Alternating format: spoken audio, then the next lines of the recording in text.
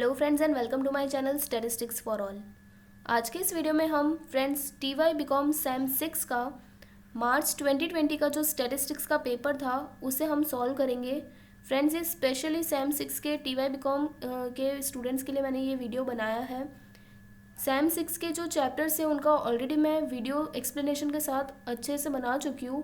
उसमें मैंने बहुत सारे क्वेश्चंस एग्जामिनेशन व्यू पॉइंट से जो इम्पोर्टेंट थे वो मैंने करवाए थे।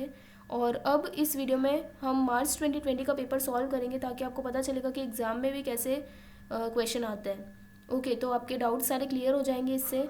सो ये रहा हमारे सामने पेपर है टीवाई बीकॉम का, और इसका हम इंग्लिश वर्जन जो है वो सॉल्व करेंगे। ओके, ये यहाँ से स्टार्ट हो रहा है। टोटल पेपर में 4 क्वेश्चंस होते हैं, और जो फर्स्ट क्वेश्चन होता है हमारा वो आप यहाँ देख सकते हैं। 10 मार्क्स का क्वेश्चन होता है जिसमें 2-2 मार्क्स के 5 क्वेश्चन रहते हैं। इसमें थियरी के क्वेश्चन भी हो सकते हैं एंड प्रैक्टिकल जो सम्स होते हैं वो भी हो सकते हैं। और बाकी के जो 3 क्वेश्चन होंगे, क्वेश्चन 2, 3, 4, ये अपने आप में ऑप्शनल क्वेश्चन रहते हैं। मतलब 2 में भी आपको ऑप्शन मिलेंगे, जैसे यहाँ पे दिख रहा है आपको सेकेंड क्वेश्चन में A B and then again second question में ए बी, तो आपको इनमें से कोई एक ही सॉल्व करना है। उसी तरह से थर्ड क्वेश्चन में भी एंड फोर्थ क्वेश्चन में भी आपको ऑप्शंस दिए जाएंगे। तो आप जो भी आपको आंसर अच्छे से आता हो वो आप सॉल्व कर सकते हैं। ठीक है, तो हम स्टार्ट करते हैं। मैं आपको प्रेजेंटेशन में इसे सॉल्व करके दिखाऊंगी एक एक क्वेश्चन। तो चलिए स्टार्ट करते हैं। तो चलिए फ्रेंड्स स्टार्ट करते हैं। फर्स्ट क्वेश्चन, पहले जो 2-2 मार्क्स के क्वेश्चन है वो सॉल्व करते हैं। फ्रेंड्स मैं आपको यहाँ पे थियोरेटिकल क्वेश्चन सॉल्व नहीं करवाऊंगी, वो आप अपनी बुक में से भी ढूंढ सकते हैं। मैं सिर्फ आपको प्रैक्टिकल सम से सॉल्व करवाऊंगी इस वीडियो में। ओके, सो ये जो सेकंड क्वेश्चन है, फर्स्ट क्वेश्चन थियोरेटिकल था। अब सेकंड क्वेश्चन में हमें मिन मैक्स मेथड से ये जो ट्रांसपोर्टेशन प्रॉब्लम दी हुई है इसे सॉल्व करना है। ओके, सो यहाँ पे सबसे पहले हमें चेक करना है कि इसकी डिमांड और सप्लाई जो है वो उसका टोटल सेम होना चाहिए। तो यहाँ पे क्वेश्चन में पहले से दे दिया कि सप्लाई और डिमांड का टोटल 14 है, तो यानी कि बैलेंस प्रॉब्लम है, हम इसे डायरेक्टली सॉल्व कर सकते हैं। Okay, and min max method apply करनी है, तो उसके लिए सबसे पहले हमें मैट्रिक्स में सबसे मैक्सिमम नंबर को ढूंढना है। लास्ट वर्ड हमारा मैक्सिमम है इसके लिए। ओके, तो सिर्फ मैट्रिक्स में देखिएगा, डिमांड और सप्लाई की कॉलम में मत देखना। पूरे मैट्रिक्स में यहाँ पे सबसे मैक्सिमम नंबर जो है वो 10 है, तो हम यहाँ पे लिखेंगे मैक्सिमम इज इक्वल टू 10। अब 10 जिस रो और जिस कॉलम में है उसमें आपको मिनिमम नंबर ढूंढना है। पहले रो वाइज देख लेते हैं। 10 जिस रो में है उसमें मिनिमम नंबर 3 है, तो 3 के सामने उसकी सप्लाई 6 है और डिमांड 5 है। तो डिमांड छोटा है, 5 है, इसलिए हम 5 यूनिट्स यहाँ पे एलोकेट कर सकते हैं। तो हम यहाँ लिखेंगे 3 इंटू 5, 15। एंड 10 जिस कॉलम में है उसमें सबसे मिनिमम नंबर 9 है, तो 9 के सामने उसकी डिमांड 8 है, सॉरी सप्लाई 8 है एंड डिमांड 7 है, तो हम 7 यूनिट्स एलोकेट कर सकते हैं। सो 9 इंटू 7, 63। अब इन दोनों में से आपको मिनिमम नंबर सिलेक्ट करना है, क्योंकि ये मिन मैक्स मेथड है। पहला जो वर्ड है वो मीन था, इसीलिए इन दोनों में से मिनिमम नंबर हम सिलेक्ट करेंगे। अगर ये मैक्स मिन मैक्स होता ना तो इन दोनों में से हम मैक्सिमम नंबर सिलेक्ट करते हैं। ओके, तो यहाँ पे हम मिनिमम नंबर सिलेक्ट करेंगे 15 हमने 3 के लिए किया था, तो यहाँ पे हम 3 को एलोकेशन देंगे 5 यूनिट्स का। सो डिमांड पूरी कैंसिल हो जाएगी और सप्लाई जो है वो 1 बच जाएगी, तो यहाँ पे डिमांड की कॉलम जो है वो कैंसिल आउट कर देंगे हम। ओके, अगेन जितनी भी रिमेनिंग मैट्रिक्स बन गई है उसमें मैक्सिमम नंबर फिर से 10 है, तो फिर से लिखेंगे मैक्सिमम इज इक्वल टू 10। और अब 10 जिस रो में है उसमें मिनिमम नंबर 4 के सामने सप्लाई 1 एंड डिमांड 2, तो हम 4 को सिर्फ 1 यूनिट अलोकेट कर सकते हैं। तो 4 इंटू 1 4 हो जाएगा। एंड 10 जिस कॉलम में है उसमें मिनिमम नंबर अगेन 9 एंड 9 के सामने सप्लाई 8 है और डिमांड 7 है, तो 7 यूनिट्स एलोकेट कर पाएंगे। सो 9 इंटू 7, 63। अगेन इन दोनों में से मिनिमम नंबर सिलेक्ट करो 4, तो 4 हमने ये 4 के लिए किया था, 4 जो कॉस्ट थी उसके लिए, तो ये रही हमारी वो 4 कॉस्ट। इसके सामने हम एक ही यूनिट एलोकेट कर सकते हैं क्योंकि सप्लाई 1 है और डिमांड 2 है, तो डिमांड 1 बच जाएगी। ओके, तो यहाँ पे सप्लाई सेटिस्फाई हो गई है पूरी, तो इस रो को हम कैंसिल कर देंगे। अब लास्ट में हमारे पास सिर्फ देखो ये एक ही रो बची है। तो मैंने आपको बताया था कि जब हमारे पास सिर्फ एक ही रो या फिर सिर्फ लास्ट में एक ही कॉलम बचे, तब हम ये वापस से ये पूरा प्रोसीजर नहीं रिपीट करेंगे। हम डायरेक्टली इन दोनों में से जो भी छोटा नंबर है ना, उसे ही एलोकेशन दे देंगे। ओके, तो इन दोनों में से छोटा नंबर 5 है, सो 5 को एलोकेशन देंगे। 5 के सामने सप्लाई 8 है एंड डिमांड 1 है, सो हम सिर्फ एक ही यूनिट एलोकेट कर सकते हैं। तो डिमांड कंप्लीट हो जाएगी एंड सप्लाई 8 - 1 बचेगा 7। ओके, तो यहाँ पे डिमांड कंप्लीट हो गई है, इसलिए ये कॉलम को हम कैंसिल आउट कर देंगे। और लास्ट में अब ये 9 बचा है, 9 के सामने उसकी सप्लाई भी 7 है एंड डिमांड भी 7 है, तो ये हमारी डिमांड और सप्लाई दोनों कैंसिल हो गई। लास्ट में आपको याद रखना है कि डिमांड और सप्लाई जो है वो सेम आनी चाहिए, तभी आपका जो सम है वो राइट होगा, वरना अगर एक भी बच गया ना, तो यानी कि वो अनबैलेंस था, आपने उसको बैलेंस किया ही नहीं था स्टार्टिंग में। ओके, तो ये आपको ध्यान रखना है। So here all supply and all demands are completed. तो अब हम IBFS फाइंड कर सकते हैं इसका।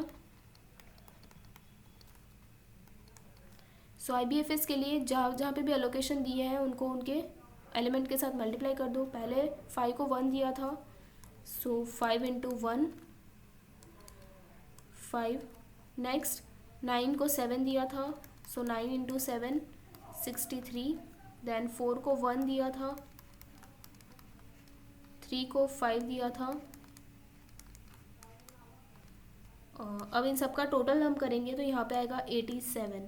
सो ये 87 जो है ना वो हमारा IBFS है, यानी कि इनिशियल बेसिक फीजिबल सॉल्यूशन, या फिर आप इसे लिख सकते हो टोटल ट्रांसपोर्टेशन कॉस्ट। ओके, तो ये हमारा यहाँ पे करेक्ट आंसर है। तो चलिए अब नेक्स्ट क्वेश्चन सॉल्व करते हैं। सो अब ये जो थर्ड क्वेश्चन है, सॉल्व द असाइनमेंट प्रॉब्लम। अब देखो ये असाइनमेंट प्रॉब्लम है, ऊपर हमें PQRS 4 जॉब्स दी हुई है और यहाँ पे साइड में ABCD 4 पर्सन्स दिए हुए हैं। इन्हें हमें असाइनमेंट प्रॉब्लम से सॉल्व करना है, और जो ABCD 4 पर्सन है उनको 4 जॉब पे हमें अरेंज करना है। ठीक है, तो सबसे पहले असाइनमेंट प्रॉब्लम में भी आपको चेक करना है कि ये बैलेंस प्रॉब्लम है या नहीं है। और असाइनमेंट प्रॉब्लम में फ्रेंड्स ध्यान रखना कि डिमांड और सप्लाई नहीं दी होती है, इसमें सिर्फ आपको नंबर ऑफ़ रोज़ और नंबर ऑफ़ कॉलम अगर इक्वल है तो वो प्रॉब्लम बैलेंस्ड है, अदरवाइज़ वो बैलेंस नहीं है। तो यहाँ पे 4 कॉलम और 4 रो दी हुई है, तो यानी कि ये प्रॉब्लम बैलेंस्ड है पहले से। अगर नहीं होती ना तो हम एक एक्स्ट्रा रो या एक एक्स्ट्रा कॉलम बनाते और सभी उसमें 0 0 एलिमेंट्स ले लेते हैं। ठीक है ना, तो यहाँ पे ये प्रॉब्लम बैलेंस्ड है, इसे डायरेक्टली सॉल्व किया जा सकता है। तो सबसे पहले ये हमारी ओरिजिनल मैट्रिक्स है, इसे हम रो डिडक्शन में कन्वर्ट कर देंगे। तो रो डिडक्शन में करने के लिए एक और मैट्रिक्स मैं यहाँ बना रही हूँ, PQRS और ABC and D। So row deduction करने के लिए फर्स्ट रो में जो भी मिनिमम एलिमेंट है उसे पहले फाइंड करो। तो यहाँ पे 8 सबसे मिनिमम है, तो 8 में से हम बाकी सारे एलिमेंट माइनस कर देंगे।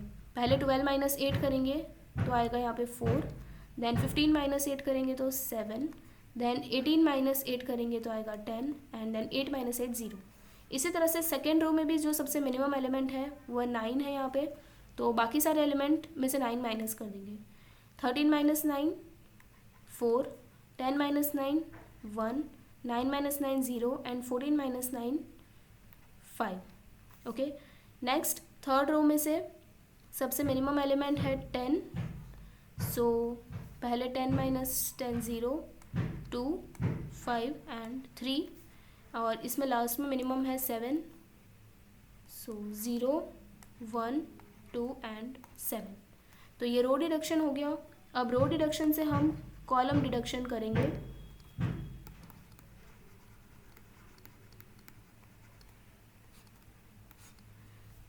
सो वापस से मैट्रिक्स बनाएंगे।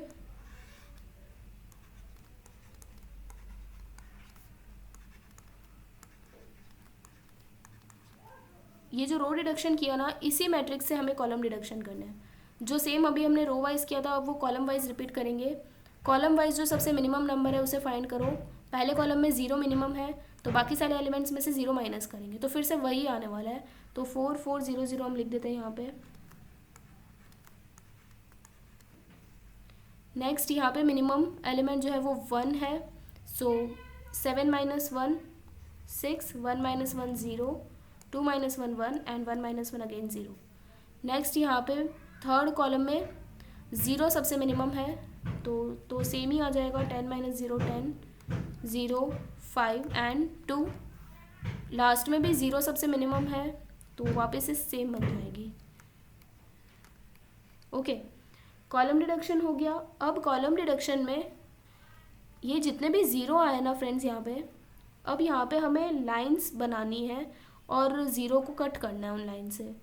और आपको जो नंबर ऑफ़ लाइंस है वो आपको ध्यान रखना है कि जितना कम हो सके आपको उतनी कम लाइंस ड्रॉ करके सारे ज़ीरोज़ को कट करने की पहले कोशिश करनी है। ओके, जो ऑप्टिमल सॉल्यूशन है ना उससे फाइंड करने के लिए हमें यहाँ पे देखो 4 रो और 4 कॉलम दी थी, तो हमें मिनिमम 4 लाइंस तो ड्रॉ करनी पड़ेगी अगर हमें ऑप्टिमम सॉल्यूशन चाहिए तो। लेकिन शुरुआत में आपको 4 लाइन ड्रॉ करके सारे ज़ीरो कट नहीं कर देना है। पहले आपको यही ट्राई करना है कि कम से कम लाइन में अगर सारे ज़ीरो कट हो रहे हो तो पहले आपको वही करना है। ओके, लेकिन हमारे इस प्रॉब्लम में यहाँ पे कॉलम डिडक्शन में देखो, अगर आप पहले ये वाली फर्स्ट कॉलम कट कर दोगे, फिर हम सेकेंड वाली भी कर देंगे, फिर ये थर्ड और फोर्थ यहाँ पे भी 2 0 है, तो हमें 2 लाइंस तो और ड्रॉ करनी पड़ेगी। आप हॉरिजॉन्टल लाइन भी ड्रॉ कर सकते हो एंड वर्टिकल लाइन भी ड्रॉ कर सकते हो। तो हम दूसरे तरीके से भी कर सकते हैं इसे। यहाँ पे पहले बी वाले को कट कर देते हैं, फिर ये फर्स्ट कॉलम अगर कट कर देंगे, ये वाली कॉलम कट कर देंगे, तो भी ये एक 0 बच जाएगा। तो इसे भी हमें कट तो करना पड़ेगा। तो यहाँ पे 4 लाइन के बिना सारे 0 कट नहीं हो रहे हैं, तो हमें मिनिमम 4 लाइन तो ड्रॉ करनी पड़ेगी। तो मैं यहाँ पे लाइंस ड्रॉ नहीं कर रही हूँ, मैं सीधा यहाँ पे लिख देती हूँ कि वी कैन फाइंड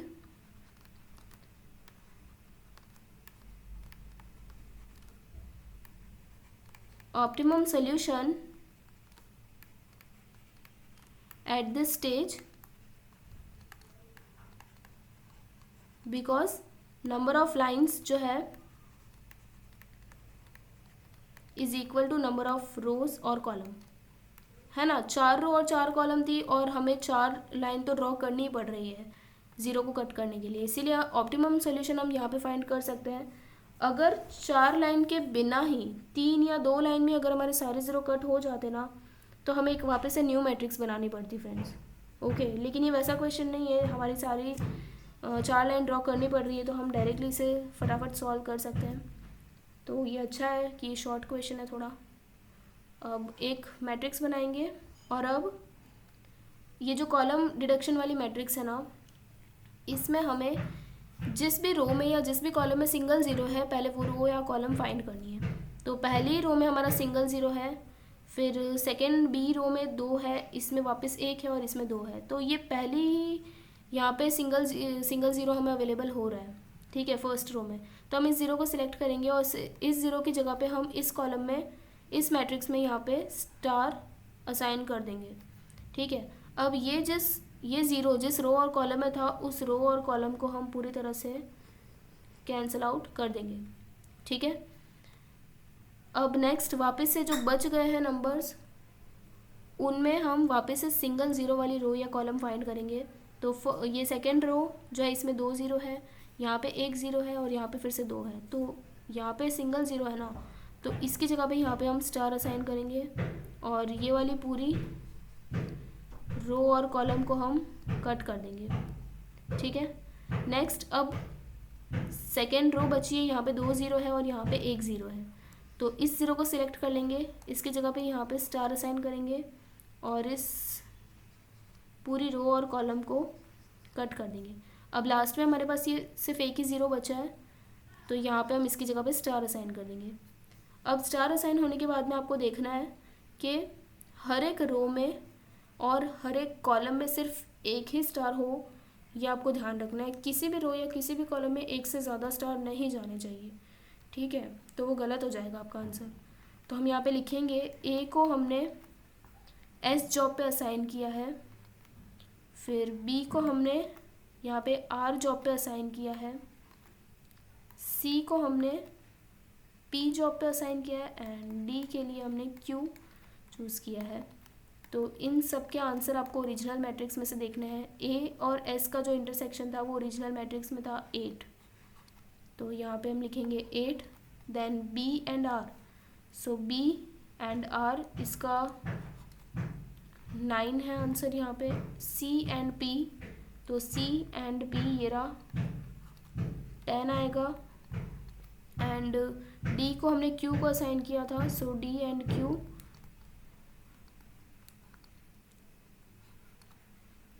तो 8 आ जाएगा। इसका आपको टोटल कर लेना है, इसका टोटल आएगा 35। तो ये जो 35 है ना, ये आपका आंसर हो जाएगा। ओके, सो ये प्रॉब्लम भी यहाँ पे कंप्लीट हो गया। Now moving to next question. Fourth question जो है वो फिर से थियोरेटिकल क्वेश्चन है। फिफ्थ क्वेश्चन जो है वो वापस सम है, इसे हम सॉल्व करेंगे। क्या लिखा है फिफ्थ क्वेश्चन में, पढ़ते हैं। The sign of difference between pairs to 12 observations are as follows.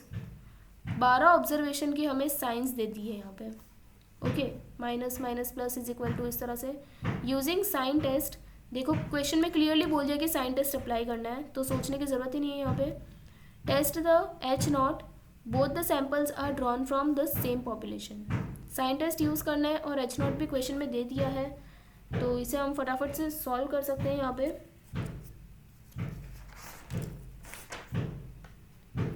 तो देखो एच नॉट तो आपको अकॉर्डिंग टू क्वेश्चन पहले लिखना ही है, जो भी यहाँ पे लिखा है ना वही आपको लिखना है।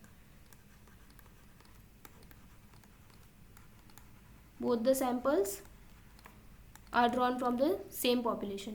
ओके, फिर आपको नेक्स्ट स्टेप होता है कि नंबर ऑफ पॉजिटिव साइन कितनी है और नंबर ऑफ नेगेटिव साइन कितनी है वो काउंट करना है। So number of positive sign जो है वो यहाँ पे 1 2 3 4 5 6 है, सो 6।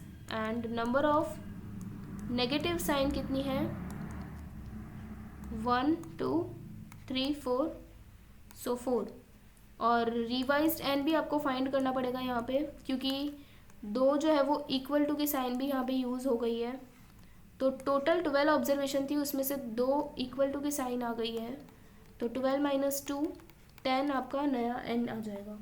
ओके, अब यहाँ पे फ्रेंड्स 12 ऑब्जर्वेशन ही थे हमारे पास, एन बहुत छोटा था इसीलिए हम बाइनोमियल डिस्ट्रीब्यूशन यूज़ कर सकते हैं, तो आपको उससे ही आंसर निकालना है। अगर आप जेड टेस्ट का यूज़ करेंगे ना तो उससे भी आंसर करेक्ट आएगा, कंक्लूजन दोनों से एक ही आएगा। एच नॉट एक्सेप्ट होगा या रिजेक्ट होगा, दोनों से एक ही आंसर आने वाला है, पर हम बाइनोमियल से करेंगे वो ज़्यादा अप्रोप्रिएट रहेगा यहाँ पे। Okay, applying binomial distribution. So और एक चीज़ मैं बताना भूल गई कि पॉजिटिव और नेगेटिव साइंस के काउंट जो हमने किए उन दोनों में से जो भी मिनिमम था इसे हम आर सपोज करते हैं। ओके, तो यहाँ पे 4 हमारा आर हो जाएगा। तो probability of R less than equal to R0 जो है वो हमारा 4 होगा यहाँ पे। तो इसकी वैल्यू कैसे निकालेंगे, हाफ रेस टू n, यानी कि प्रोबेबिलिटी ऑफ सक्सेस की वैल्यू हाफ रहेगी, summation r is equal to 0 to R0 is equal to 0 to R NCR। Okay, ये हमारी फॉर्मूला होती है, तो इसको सीधे से आप ऐसे भी लिख सकते हो, हाफ रेस टू n की वैल्यू 10 लेनी है आपको, रिवाइज्ड n की वैल्यू, एंड फिर NCR है और R आपका 4 है यहाँ पे। ओके, आपको 4 या उससे कम तक का ही फाइंड करना है प्रोबेबिलिटी। तो हम क्या करेंगे, 10C 0 से स्टार्ट करेंगे और 4 तक जाएंगे, 10C1 10C2 10C3 and 10C4। R की वैल्यू 4 थी इसीलिए 0 से 4 तक गए, R की वैल्यू 5 होती तो 0 से 5 तक जाते। ठीक है, जैसा भी R की वैल्यू हो 0 से लेके वहाँ तक हमें जाना है। तो ये 1/2 का आंसर, 1/2 रेस टू 10 का जो आंसर है वो आएगा 1/1024। एंड ये जो ब्रैकेट में है पहले 10C0 की वैल्यू आएगी 1, फिर 10C1 की वैल्यू आएगी 10, 45, 120 एंड 10C4 की वैल्यू आएगी 210। ओके, ये आप सॉल्व करके खुद से निकाल सकते हो। अब इन सबको प्लस करेंगे और 1024 से डिवाइड करेंगे तो आंसर आएगा फाइनली 0.377। अब ये जो probability of R less than equal to 4 जो आई है 0.377, इसे आपको कंपेयर करना है। किसके साथ हम कंपेयर करेंगे? 0.05 के साथ में कंपेयर करेंगे कि ये वैल्यू इससे कम अगर होगी या फिर इक्वल होगी इसके, तो हाइपोथेसिस जो हमारी रिजेक्ट हो जाएगी। लेकिन अगर इससे ज़्यादा हुई प्रोबेबिलिटी की वैल्यू तो हाइपोथेसिस जो है वो एक्सेप्ट हो जाएगी। तो हमारी 0.377 0.05 से बड़ी है ना। तो हम कंक्लूजन देंगे that H0 is accepted. Okay, so यहाँ पे हमारा H0 एक्सेप्ट हो गया, यानी कि both the samples are drawn from the same population. ये हम कंक्लूजन लिखेंगे लास्ट में। Now next question. अब सेकंड क्वेश्चन की तरफ आ गए हम। सेकंड क्वेश्चन में ये जो फर्स्ट ऑप्शन वाला था जिसमें 2 क्वेश्चन दिए हुए हैं ए बी, वो हम पहले सॉल्व करेंगे। फिर इसका जो सेकंड ऑप्शन वाला क्वेश्चन था सेकंड का, उसे भी हम सॉल्व करेंगे ताकि आपको दोनों तरीके से सारे क्वेश्चन आ जाए एकदम सॉल्व करने। ओके, तो इसमें पहला क्वेश्चन थियोरेटिकल है एंड जो सेकंड क्वेश्चन है वो प्रैक्टिकल सम है। इसे हम सॉल्व करते हैं। A customer of a chemical company required 2000 LBS mixture made by 3 materials X1, X2 and X3। बोला है कि कस्टमर को 3 मटीरियल को यूज़ करके 2000 LBS का मिक्सचर बनाना है। Okay, their rate are 2, 3 and 4 rupees per LBS respectively. ये X1, X2 और X3 की रेट दे दी है पर यूनिट की 2, 3 and 4। The customer requires to meet the following condition for the lot of 1000 LBS weight of the mixture. ये कुछ requirement दी है यहाँ पे 3, और ये जो रिक्वायरमेंट है वो 1000 LBS के लिए है। यानी कि मिक्सचर का अगर वेट 1000 हुआ तो उसके लिए ये तीन रिक्वायरमेंट जो है वो सेटिस्फाई होनी चाहिए। लेकिन हमें जो मिक्सचर चाहिए क्वेश्चन में फ्रेंड्स वो 2000 का हमें चाहिए। तो यहाँ पे ये जो भी डेटा दिया हुआ होगा ना उससे हम डबल करेंगे, क्योंकि ये सिर्फ 1000 का डेटा दिया हुआ है, हमें डबल इससे मिक्सचर चाहिए। तो इन सभी डेटा को हम डबल कर देंगे। ठीक है, ये चीज़ इसमें एक ट्रिक थी जो कि स्टूडेंट्स इसमें मिस्टेक कर देते हैं, लेकिन आपको ध्यान रखना है ऐसा अगर क्वेश्चन आ जाए तो। सो आप समझ रहे होंगे कि ये कौन सा क्वेश्चन है। ये एक्चुअली लीनियर प्रोग्रामिंग का क्वेश्चन है। सो नाउ इसका फर्स्ट क्या दिया हुआ है that the mixture can not contain more than 400 LBS of X1। X1 के जो है वो 400 LBS से ज़्यादा नहीं होने चाहिए। फिर X2 the mixture contains at least 200 LBS of X2। X2 material का एटलीस्ट 200 LBS होना ही चाहिए। ओके, और X3 का भी बोल दिया कि एटलीस्ट 100 LBS तो होना ही चाहिए। Determine graphically the least cost mixture for the weight at 2000 LBS। हमें लीस्ट कॉस्ट मिक्सचर फाइंड करना है, यानी कि जो हमें कॉस्ट फंक्शन बनाना है यहाँ पे। तो कॉस्ट फंक्शन कैसे बनेगा? कॉस्ट फंक्शन बनाने से पहले हम यहाँ पे इक्वेशंस लिखते हैं। सबसे पहले हमें बोला है कि 3 मिक्सचर को यूज़ करके हमें 2000 LBS का टोटल वेट वाला मिक्सचर चाहिए। सो लिखेंगे हम X1 plus X2 plus X3 is equal to 2000। Okay, इन तीनों को मिला के 2000 वेट होना चाहिए। लेकिन फ्रेंड्स ग्राफ जब हम ड्रॉ करते हैं तो वहाँ पे हमारे पास सिर्फ x एक्सिस और y एक्सिस सिर्फ 2 ही वेरिएबल के लिए हम बना सकते हैं। तो ये जो तीसरा वेरिएबल है X3, इसे हमें एडजस्ट करना पड़ेगा। इसे कैसे एडजस्ट करेंगे? सभी इक्वेशंस में X3 की वैल्यू हम सब्सटीट्यूट कर देंगे। कैसे करेंगे वो देखो। अगर ये तीनों मिला के 2000 होता है तो X3 की वैल्यू हम 2000, ये दोनों को हम इस साइड भेज देंगे इक्वल टू के 2000 माइनस X1 माइनस X2, हम इस तरह से लिख सकते हैं। तो ये जो है ये एक X3 का इक्वेशन बन गया। ओके, अब जहाँ पे भी X3 आएगा उसमें हम ये वाली वैल्यू पुट कर सकते हैं, राइट है। सो पहले हम कॉस्ट फंक्शन बना लेते हैं। X1, X2 और X3 के लिए 2, 3 और 4 रुपीज़ हमें दिया हुआ है। तो कॉस्ट फंक्शन हमारा बनेगा 2x1 plus 3x2 plus 4x3, ये हमारा इक्वेशन बन जाएगा। और x3 की जगह पे हम ये वाला इक्वेशन जो है वो 1 को सब्सटीट्यूट कर देंगे, तो हमारे पास नया इक्वेशन आ जाएगा 4 इंटू x3 की जगह पे 2000 माइनस x1 माइनस x2, सो 2x1 प्लस 3x, सॉरी यहाँ पे 2 आएगा, 2 8000 ब्रैकेट ओपन करेंगे, माइनस 4x1 माइनस 4x2, सो पहले 8000 लिख देते हैं। 2x1 माइनस 4x1 क्या हो जाएगा, minus 2x1, 3x2 minus 4x2 हो जाएगा माइनस x2। ओके, तो ये हमारा फाइनली कॉस्ट फंक्शन हमारे पास बन के आ गया। इसे आपको अलग से मतलब यहाँ पर इसको हाईलाइट कर देना है। फिर ये जो 3 लाइंस दी हुई है, इससे भी हम हमारी इक्वेशन बनाएंगे। अभी पहले बोला है कि x1 का जो है वो 400 से ज़्यादा हमें चाहिए, लेकिन मैंने आपको बताया था कि ये सिर्फ 1000 LBS जो वेट है सिर्फ उसके हिसाब से डेटा दिया हुआ है, तो हमें यहाँ पे 2000 चाहिए, तो इन सबको हम डबल कर देंगे। ओके, तो यहाँ पे 400 का डबल 800, तो x1 के हमें कम से कम 800 LBS तो चाहिए ही। तो पहला इक्वेशन हमारा यहाँ पे बनेगा कि x1 जो है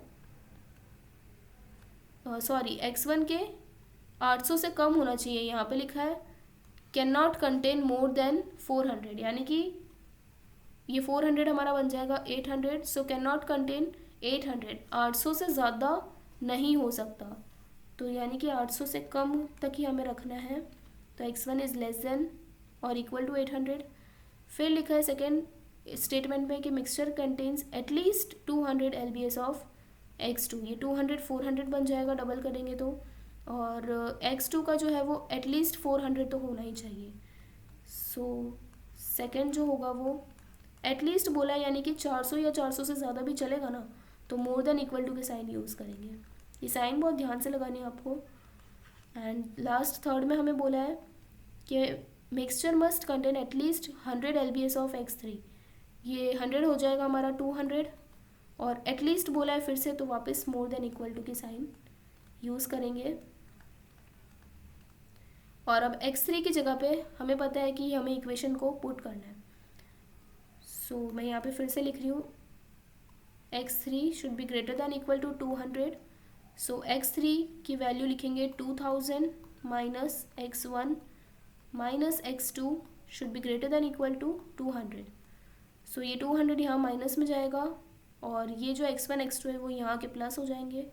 सो 2000 minus 200 greater than equal to x1 plus x2, तो 1800 greater than equal to x1 plus x2।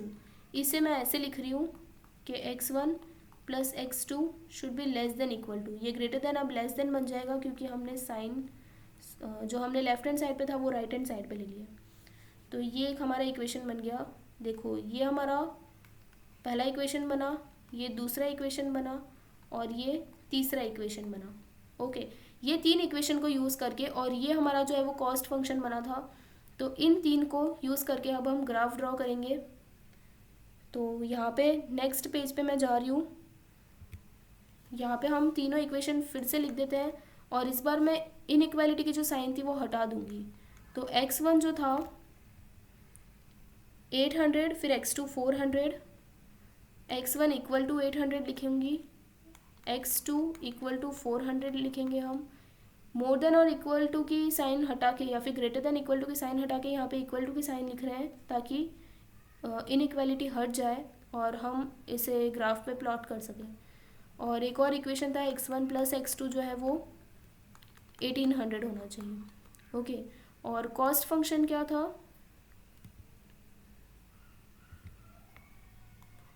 $8000 minus 2x1 minus x2। Okay, so यहाँ पे अब ग्राफ में प्लॉट करने के लिए ये दोनों इक्वेशन तो हमारे पास एज इट इज़ ही रहेंगे। ये जो थर्ड इक्वेशन है ना, इसे आपको x1 और x2 की वैल्यूज़ निकालनी पड़ेगी। अगर हम x1 को 0 सपोज कर लेते हैं तो x2 की वैल्यू 1800 हो जाएगी इस इक्वेशन में। ओके, और उसी तरह से अगर x2 को यहाँ पे 0 सपोज कर लेंगे तो x1 की वैल्यू 1800 हो जाएगी। तो ये हमें दो दो पेयर वैल्यूज़ मिल गई है इसके लिए, और ये दोनों जो पहले दो इक्वेशन थे उनकी वैल्यूज़ एज इट इज़ रहेगी। ओके, सो अब इसे ग्राफ पे हमें प्लॉट करना पड़ेगा। ये हमारा y एक्सिस, y नहीं, इसे हम x2 लेंगे, और ये वाली जो x एक्सिस है इसे हम x1 लेंगे। ठीक है, सो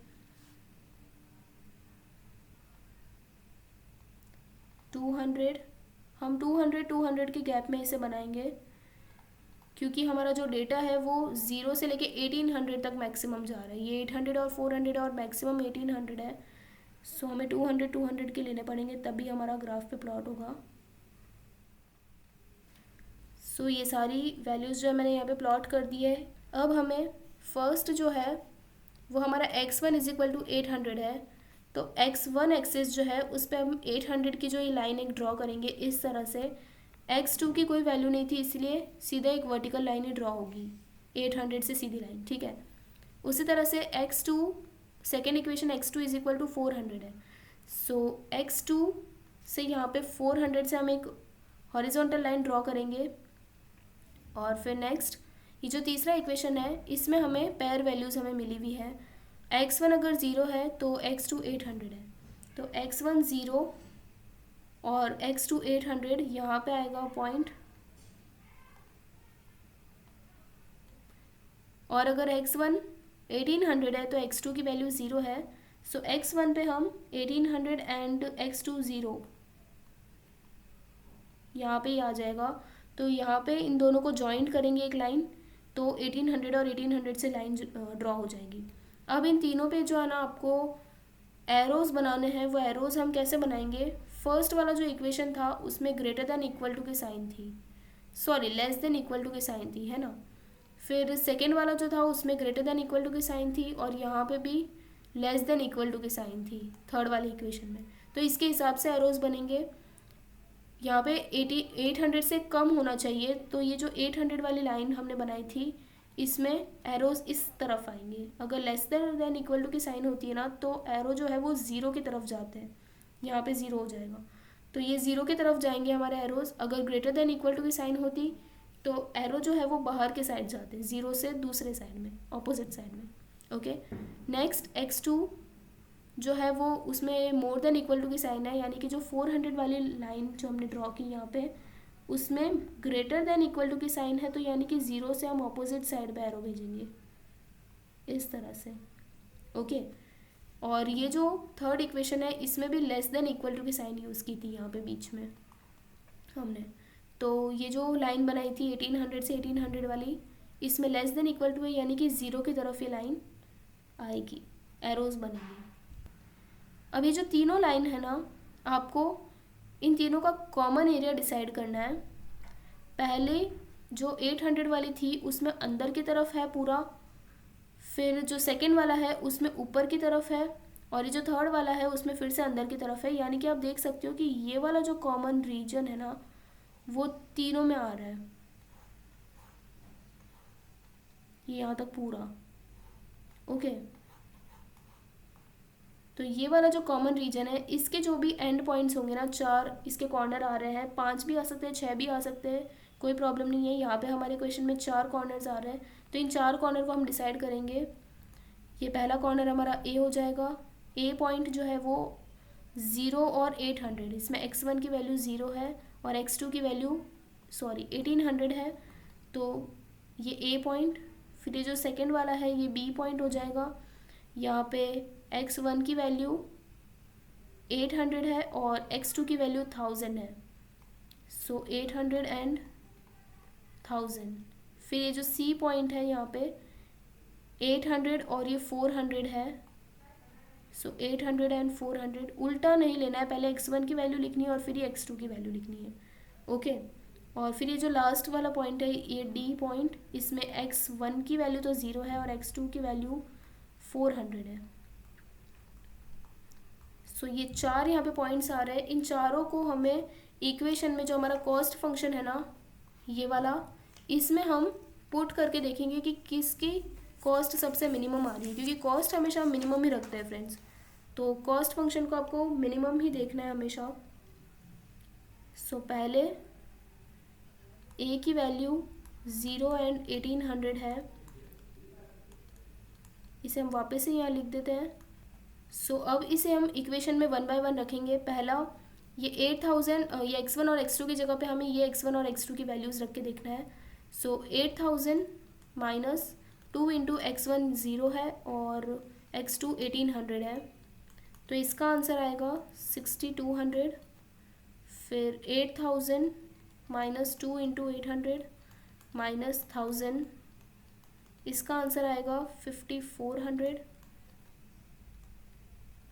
8000 माइनस 2 इंटू 800 माइनस 400, इसका आंसर आएगा 6000। और लास्ट में 8000 माइनस 2 इंटू 0 एंड माइनस 400, इसका आंसर आएगा 7600। ओके, तो इन चारों में से जो भी सबसे मिनिमम वैल्यू होगी हम उसे ही सिलेक्ट करेंगे, क्योंकि ये कॉस्ट फंक्शन था तो कॉस्ट को हम हमेशा मिनिमाइज़ करने की कोशिश करते हैं। ओके, तो ये चारों में से 5400 सबसे मिनिमम था और ये 5400 जो है वो x1 और x2 की 800 और 1000 वैल्यू के लिए था। तो हम लिखेंगे function is minimum at x1 is equal to 800 and x2 is equal to 1000। So x3 की वैल्यू भी हमें फाइंड करनी है, वो भी ध्यान में रखना है हमें। देखो x1 अगर 800 है, x2 1000 है और x3 की वैल्यू हमें फाइंड करनी है, ठीक है। लेकिन इन तीनों का टोटल हमें क्वेश्चन में बोला था कि तीनों का टोटल जो है वो 2000 LBS मिक्सचर होना चाहिए। सो 2000 में से हम ये 800 और 1000 माइनस कर देंगे तो आंसर आएगा 200, यानी कि x3 की वैल्यू जो है वो 200 आ जाएगी। तो इस तरह से आपको तीनों की वैल्यू शो करनी है। ओके, सो हम यहाँ पे भी लिख देंगे x3 is equal to 200। Okay, तो ये क्वेश्चन यहाँ पे कंप्लीट हो गया। ओके फ्रेंड्स, अगर आपको ये वीडियो पसंद आ रहा है तो प्लीज़ इसे लाइक कीजिएगा और मुझे नीचे कमेंट बॉक्स में लिखकर ज़रूर बताइए कि आपको ये वीडियो कैसा लग रहा है, और इसे अपने ज़्यादा से ज़्यादा फ्रेंड्स के साथ शेयर ज़रूर कीजिए ताकि वो भी इस वीडियो का फ़ायदा उठा सकें। So now moving to next question. अब ये सेकंड का जो सेकंड वाला पार्ट था ना, और वाला, वो हम सॉल्व करेंगे। वो पहला पार्ट था जो हमने अभी सॉल्व किया था, अब दूसरा वाला पार्ट सॉल्व कर लेंगे। इसमें भी पहला क्वेश्चन हंगेरियन मेथड का थियोरेटिकल क्वेश्चन है, वो आप अपनी बुक में से देख लीजिएगा आंसर। अब सेकंड क्वेश्चन हम सॉल्व करेंगे। इसमें हमें बोला है कि find an optimal solution of the following transportation problem. Transportation problem दी है क्वेश्चन में और इसका ऑप्टिमल सॉल्यूशन फाइंड करना है। ऑप्टिमल सॉल्यूशन यानी कि आपको यहाँ पे मोदी मेथड अप्लाई करनी पड़ेगी फ्रेंड्स। तो ये क्वेश्चन देखो, ये 9 मार्क्स का क्वेश्चन है, तो ये समझने वाली बात है। क्वेश्चन में जब बोला है ऑप्टिमल क्वेश्चन और ऑप्टिमल सॉल्यूशन फाइंड करना है, तो इसका मतलब मोदी मेथड आपको कंपलसरी अप्लाई करनी ही पड़ेगी, चेक करने के लिए कि जो आपका आंसर आया था IBFS स्टार्टिंग में वो ऑप्टिमल था या फिर नहीं था, ठीक है ना। तो पहले यहाँ पे देखो, हमें ट्रांसपोर्टेशन प्रॉब्लम में ये भी नहीं बोला है कि कौन से मेथड से सॉल्व करना है। तो जब भी आपको ऐसे कोई दिया नहीं होना नाम, तो आप वोगेल्स मेथड से ही उसे सॉल्व कीजिएगा, क्योंकि वोगेल्स अप्रॉक्सीमेशन मेथड से ही आपका आंसर जो कॉस्ट आती है ना वो कम से कम आती है। ओके, तो पहले हम उससे सॉल्व करेंगे इस क्वेश्चन को एंड देन हम मोदी मेथड अप्लाई करेंगे। ओके, तो वोगेल्स मेथड से सॉल्व करते हैं इसे। मैं यहाँ पे लिख देती हूँ वापस से question W1, W2, W3 and W4। और हाँ, इसमें अब हमें पहले ये भी चेक करना है कि सप्लाई और डिमांड का टोटल सेम है या नहीं है। तो यहाँ पे सप्लाई का टोटल 34 आ रहा है और डिमांड का भी टोटल 34 ही आएगा। ओके, सो ये जो प्रॉब्लम है वो बैलेंस्ड है, तो आपको इसमें ज़्यादा इसको बैलेंस बनाने की कोई ज़रूरत नहीं है। तो ये मैट्रिक्स मैंने यहाँ पे नीचे एज इट इज़ उतार दी है। अब वोगेल्स मेथड से इसे सॉल्व करने के लिए पहले हमें डिफरेंस निकालने पड़ेंगे। Okay, D1 and D1 difference निकालेंगे। ये कैसे निकालते हैं फ्रेंड्स? तो मैट्रिक्स में पहले हम रो वाइज निकाल लेते हैं। रो वाइज आपको देखना है कि सबसे जो छोटे 2 एलिमेंट है, जो सबसे स्मॉलेस्ट 2 एलिमेंट्स है, उनका आपको डिफरेंस ले लेना है। तो फर्स्ट रो में सबसे छोटे एलिमेंट है 10 एंड 19, तो इनका डिफरेंस आएगा 9। ओके, नेक्स्ट सेकेंड रो में सबसे छोटे दो एलिमेंट है 30 एंड 40, इनका डिफरेंस आएगा 10। फिर यहाँ पे थर्ड वाले में 8 और 20, इनका डिफरेंस आएगा 12। और उसी तरह से कॉलम वाइज भी आपको देख लेना है। सबसे स्मॉलेस्ट टू एलिमेंट है 19 और 40, इनका डिफरेंस आएगा 21। फिर यहाँ पे 30 और 8, इसका डिफरेंस आएगा 22। देन थर्ड कॉलम में 40 एंड 50 का डिफरेंस आएगा 10, और यहाँ पे 10 एंड 20 का डिफरेंस आएगा 10। अब इन डिफरेंसेस में जो सबसे मैक्सिमम डिफरेंस रहे ना, उसे आपको सिलेक्ट कर लेना है। तो यहाँ पे सबसे मैक्सिमम डिफरेंस जो है वो 22 है। तो 22 के सामने, ये 22 इस कॉलम के लिए, W2 कॉलम के लिए, तो इस कॉलम में जो सबसे मिनिमम एलिमेंट है उसे हम अलोकेशन दे देंगे। ओके, यहाँ पे 8 सबसे मिनिमम अलोकेशन है। सो 8 के सामने उसकी सप्लाई 18 है और डिमांड 8 है, तो हम सिर्फ 8 ही यूनिट्स एलोकेट कर सकते हैं। तो ये डिमांड कंप्लीट हो जाएगी और सप्लाई 18 माइनस 8 बचेगा 10। सो यहाँ पे ये वाली पूरी कॉलम कैंसिल आउट हो जाएगी। नेक्स्ट वापस से हमें डिफरेंस निकालने पड़ेंगे। तो अब D2 यहाँ पे 19 और 10 का डिफरेंस अगेन 9, फिर 40 और 60 का डिफरेंस 10, और यहाँ पे 20 और 40 का डिफरेंस 20। यहाँ पे भी D2 हम निकालेंगे, 21 सेम रहेगा, यहाँ पे तो डैश कर देंगे। यहाँ पे भी 50 और 40 का डिफरेंस 10, और यहाँ पे 10 और 20 का डिफरेंस अगेन 10। फिर से सबसे मैक्सिमम जो डिफरेंस है वो 21 आ रहा है यहाँ पे, ये रहा। तो ये 21 इस कॉलम के लिए है, तो इस कॉलम में जो सबसे मिनिमम नंबर है 19, इसे हम अलोकेशन देंगे। तो 19 के सामने उसकी सप्लाई 7 है और डिमांड 5 है, तो हम सिर्फ 5 ही यूनिट्स एलोकेट कर सकते हैं। तो डिमांड कंप्लीट हो जाएगी एंड सप्लाई 7 माइनस 5 बचेगा 2। तो अब ये डिमांड कंप्लीट हुई है, इसीलिए ये पूरी कॉलम कैंसिल आउट हो जाएगी। ओके, अगेन हम डिफरेंसेस निकालेंगे।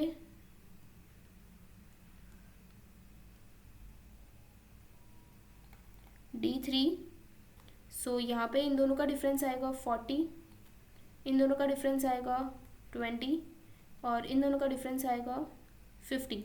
और यहाँ पे ये दो कॉलम तो कैंसिल आउट हो चुकी थी। इस कॉलम में डिफरेंस आएगा 10, और यहाँ पे 10 और 20 का फिर से 10 ही आ जाएगा। ओके, तो यहाँ पे अब वापस से D3 और D3 में से सबसे मैक्सिमम डिफरेंस जो है वो 50 है। ओके, सो ये 50 इस रो के लिए था, तो इस रो में सबसे मिनिमम नंबर अब 20 बचा है, तो 20 के अलोकेशन देंगे हम।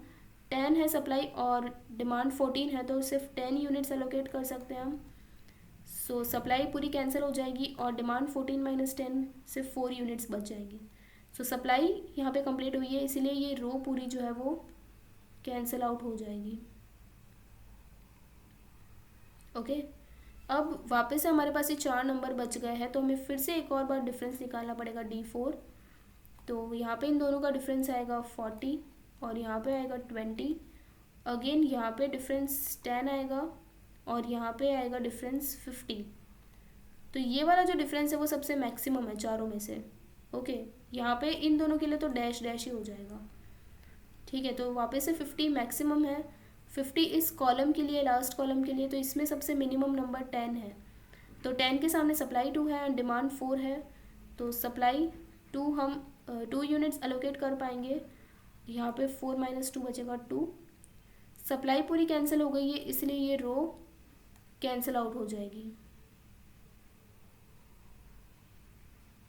ओके, अब लास्ट में देखो हमारे पास सिर्फ ये 2 ही नंबर बचे हैं, ये एक ही रो बची है। लास्ट में सिर्फ एक रो या एक कॉलम बचे, तो आपको फिर से डिफरेंस निकालने की ज़रूरत नहीं है। इन दोनों में से जो भी छोटा नंबर हो उसे एलोकेशन दे देंगे हम। 40 छोटा है, तो 40 के सामने सप्लाई 9 है और डिमांड 7 है, तो हम 7 यूनिट्स एलोकेट कर सकते हैं। सो 7 यूनिट्स एलोकेट करेंगे, सप्लाई 2 बच जाएगी और डिमांड कंप्लीट हो जाएगी, तो ये कॉलम पूरी कैंसिल आउट हो जाएगी। और लास्ट में ये 60 को हम 2 और 2 यूनिट्स ही बचे। देखो ये लास्ट में सप्लाई और डिमांड जो है वो सेम होनी चाहिए, तो ही आपका जो आंसर होगा वो करेक्ट हो पाएगा। So all demands and all supply are completed. तो अब हम यहाँ पे IBFS निकाल सकते हैं इसका। पहले हमने 19 को 5 यूनिट्स एलोकेट किए थे, सो 19 इंटू 5। उसके बाद 10 को 2 किए थे, फिर 40 को 7 किए थे, 60 को 2 किए थे, 8 इंटू 8 एंड 20 इंटू 10। तो इन सब का आंसर आपको निकालना है और इसका जो भी टोटल आएगा ना वो आएगा 779। ओके, तो ये आपका IBFS आएगा। ये तो सिर्फ अभी हमने इनिशियल बेसिक फिजिबल सॉल्यूशन ही निकाला है, अभी हमें इसका ऑप्टिमल सॉल्यूशन भी निकालना है। हो सकता है कि 779 से भी कम कॉस्ट पॉसिबल हो, तो उसके लिए हम मूडी मेथड अब अप्लाई करेंगे। सो अब मैं नेक्स्ट पेज पे मूडी मेथड के लिए एक पूरा ब्लैंक पेज ले रही हूँ यहाँ पे। सो फ्रेंड्स, मैंने यहाँ पे एक और ब्लैंक पेज ले लिया है जिसमें हमने जो अभी वोगेल्स मेथड से सॉल्व किया था उसे यहाँ पे मैंने फिर से लिख दिया है और 2 ही अलग एक्स्ट्रा मैट्रिक्स बना दी है। सो मोदी मेथड अब हम अप्लाई कर सकते हैं। सबसे पहला स्टेप है मोदी मेथड के लिए कि हमारे पास m plus n minus 1 allocations होने चाहिए। m यानी कि नंबर ऑफ़ रोज़, n यानी कि नंबर ऑफ़ कॉलम। सो यहाँ पे हमारे पास 3 रो है और 4 कॉलम है, तो 3 + 4 - 1 6 अलोकेशंस हमारे पास होने चाहिए, तभी हम ये मेथड अप्लाई कर सकते हैं। ओके, सो यहाँ पे काउंट करो 1 2 3 4 5 6 अलोकेशंस हमारे पास है, 6 अलोकेशन। ओके, तो हम मोदी मेथड अप्लाई कर सकते हैं। और दूसरा स्टेटमेंट आपको लिखना है कि all allocations are their independent positions. Okay, ये दो स्टेटमेंट लिखने के बाद ही आपको मोदी मेथड जो है वो स्टार्ट करना है। ये नहीं लिखोगे तो आपके मार्क्स कट होने के ज़्यादा चांसेस रहेंगे। ओके, अब ये जो सेकंड मैट्रिक्स बनाई है ये कॉस्ट की मैट्रिक्स है, ये इससे हम u और v की वैल्यूज़ निकाल सकते हैं। यहाँ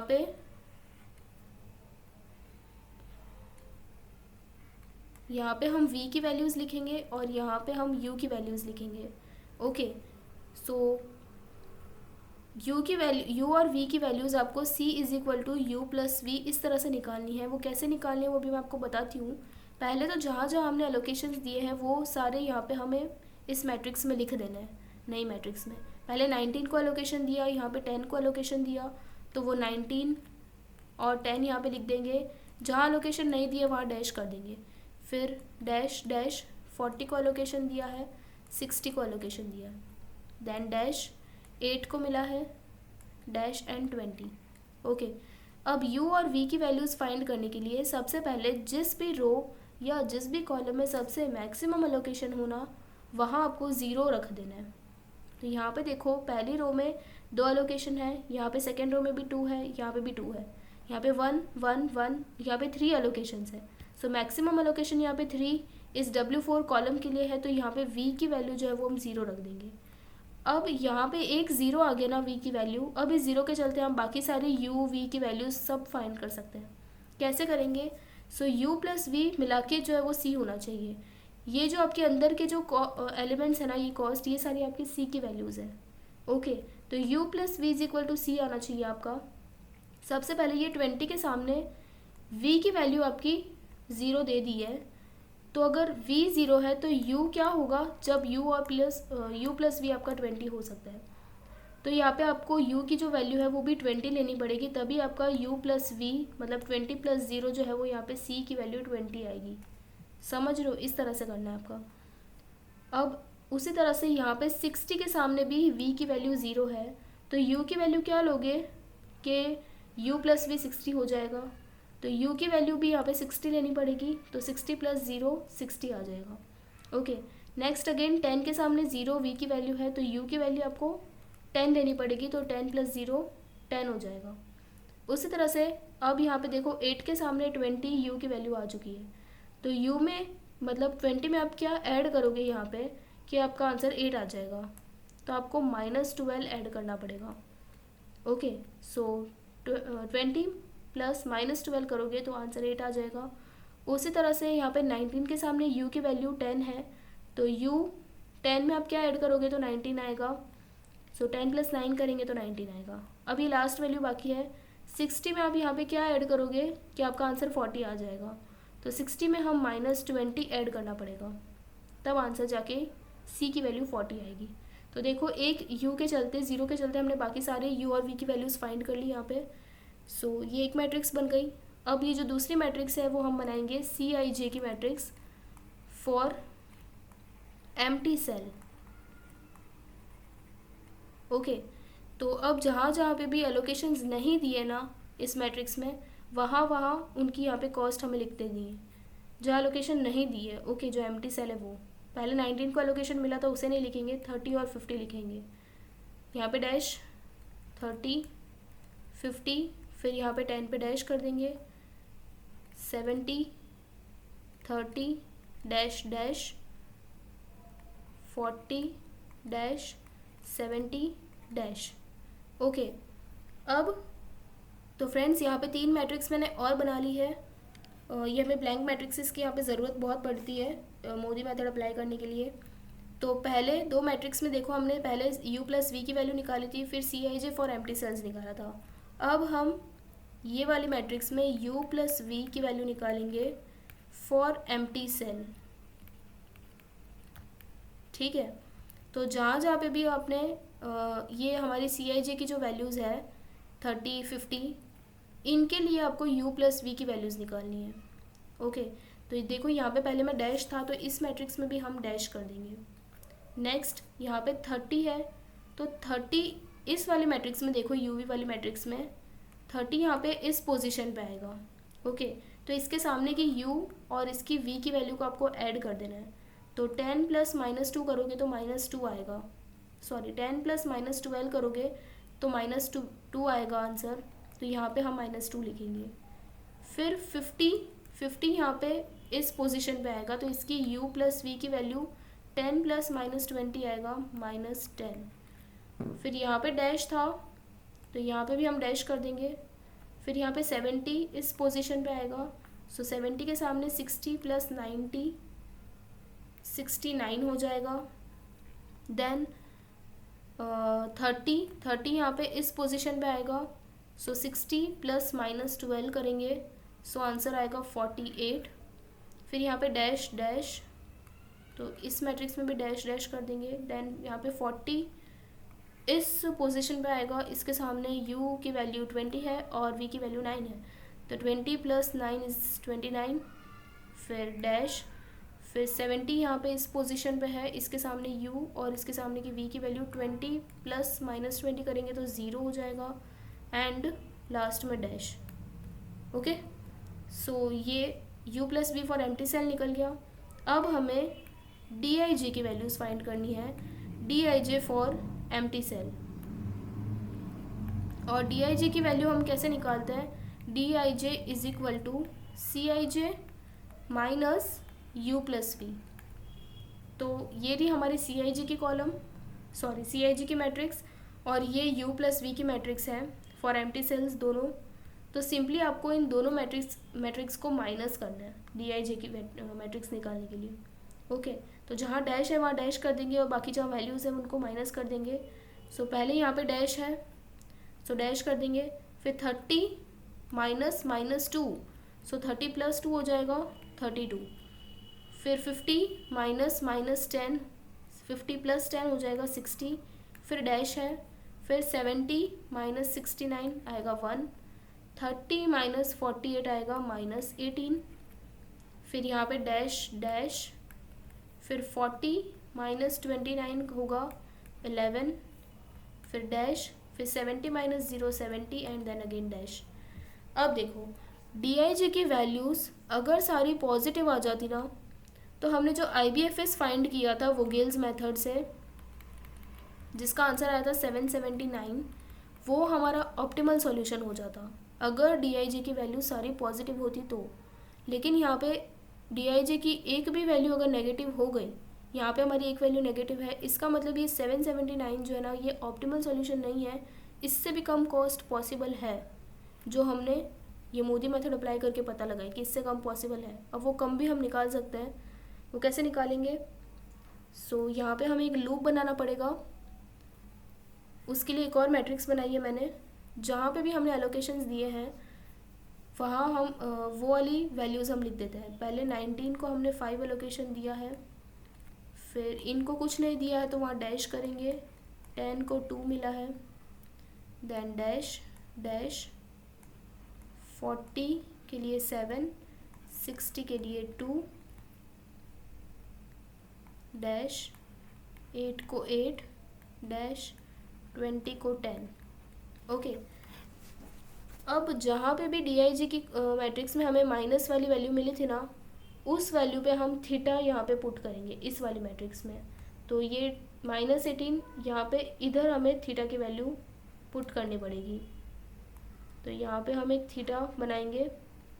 अगर एक से ज़्यादा वैल्यू माइनस में आई होती ना फ्रेंड्स, तो जो भी बड़ा डिजिट होता ना, जैसे -18 और अगर सपोज एक -20 आ जाता, तो जहाँ पे 20 आता ना वहाँ पे हम थीटा की वैल्यू पुट करते। जो भी बड़ा वाला डिजिट होगा वहाँ पे थीटा की वैल्यू पुट होगी। तो इस यहाँ पे तो सिर्फ एक ही है, तो ये 18 की जगह पे थीटा रखेंगे। ओके, अब इस थीटा से हमें लूप बनाना है, और ये थीटा जो है ये पहला थीटा हमारा पॉजिटिव थीटा होता है। अब देखो, इस थीटा से हमें मूव करना है, हम 90 डिग्री में ही मूव कर सकते हैं, ऊपर नीचे लेफ़्ट या राइट में, हम क्रॉस में नहीं मूव कर सकते। ओके, सो जहाँ अलोकेशन है ना वहीं हमें मूव करना है, ये भी ध्यान रखना। तो यहाँ पे अगर देखो ऊपर नहीं जा सकते क्योंकि ऊपर की तरफ कोई अलोकेशन नहीं है, लेफ़्ट में भी कोई अलोकेशन नहीं है तो वहाँ पे भी नहीं जाएंगे। नीचे जा सकते हैं, नीचे अलोकेशन है, और यहाँ पे भी जा सकते हैं क्योंकि राइट में भी अलोकेशन है, तो हम यहाँ पे राइट में मूव करते हैं। चलो, घूम के आपको वापस थीटा के पास ही आना है, क्लोज लूप बनाना है इसीलिए। तो यहाँ पे मूव करेंगे तो हम ये 40 के पास पहुँच गए, और 40 इस रो का लास्ट लोकेशन नहीं है, तो हमें और आगे जाना पड़ेगा। तो हम और आगे जाएंगे तो हम ये 60 के पास पहुँच जाएंगे। तो ये 60 अब इस रो का लास्ट लोकेशन है, तो यहाँ से अब हमें या तो ऊपर जाना पड़ेगा या नीचे जाना पड़ेगा। ऊपर अगर जाएंगे फ्रेंड्स, तो देखो ऊपर यहाँ पे 10 के पास पहुँच जाएंगे, फिर 10 से हमें यहाँ जाना पड़ेगा 19 के पास, फिर 19 से हम वापस यहाँ पे नहीं आ पाएंगे, क्रॉस में नहीं आ सकते हैं, है ना। तो ऊपर नहीं जाएंगे हम क्योंकि फिर हम वापस नहीं आ पाएंगे, क्लोज लूप नहीं बन पाएगा, तो हम नीचे चले जाते हैं। तो 60 से नीचे जाएंगे तो 20 के पास पहुँच जाएंगे। अब 20 इस कॉलम का यहाँ पे लास्ट लोकेशन है, तो हमें फिर से टर्न लेना पड़ेगा। तो यहाँ पे ही टर्न ले सकते हैं लेफ़्ट की तरफ, यहाँ पे टर्न लेंगे तो ये 8 के पास पहुँच जाएंगे।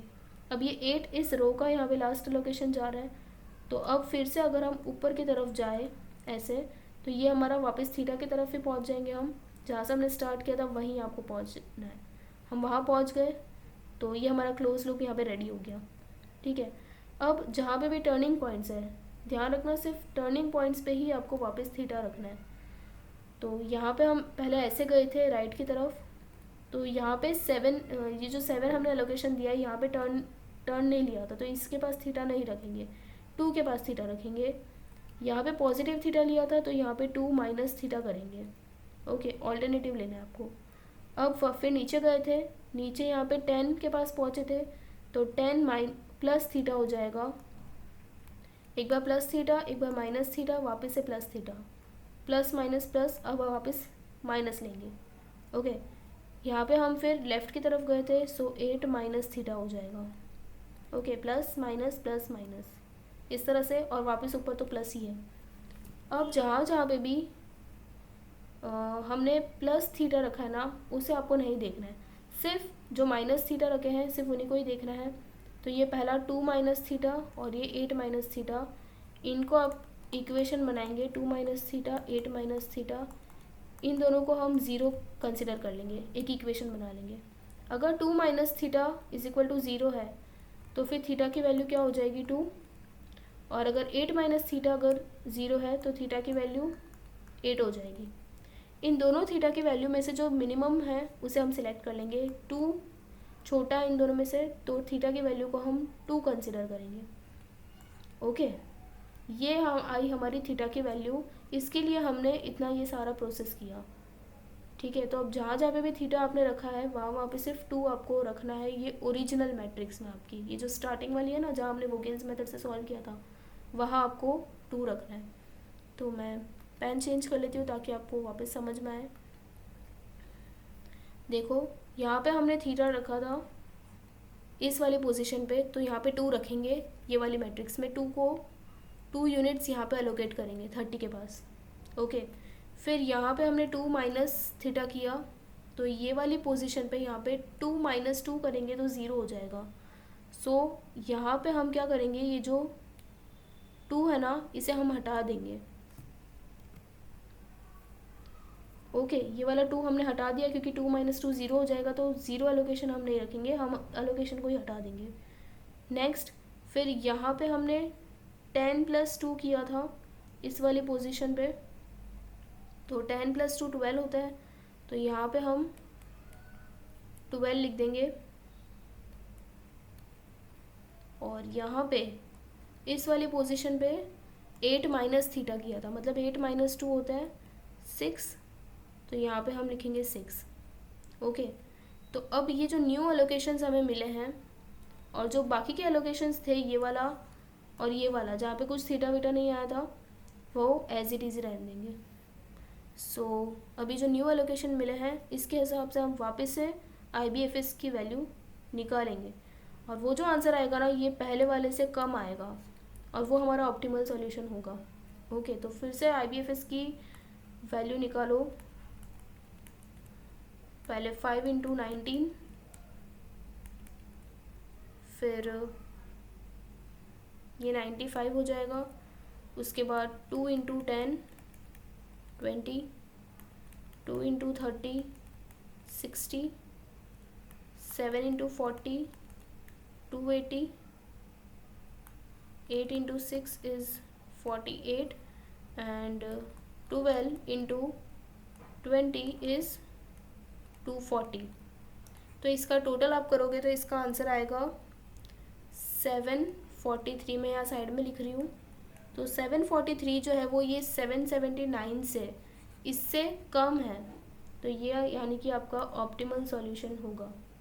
ओके, ये मोदी मेथड आपको इस तरह से अप्लाई करनी थी यहाँ पे, तो ये आपका करेक्ट आंसर है। Now moving to next question. Friends, अभी तक आपको वीडियो में अगर कोई भी डाउट आ रहा है तो मुझे नीचे कमेंट बॉक्स में ज़रूर पूछिए।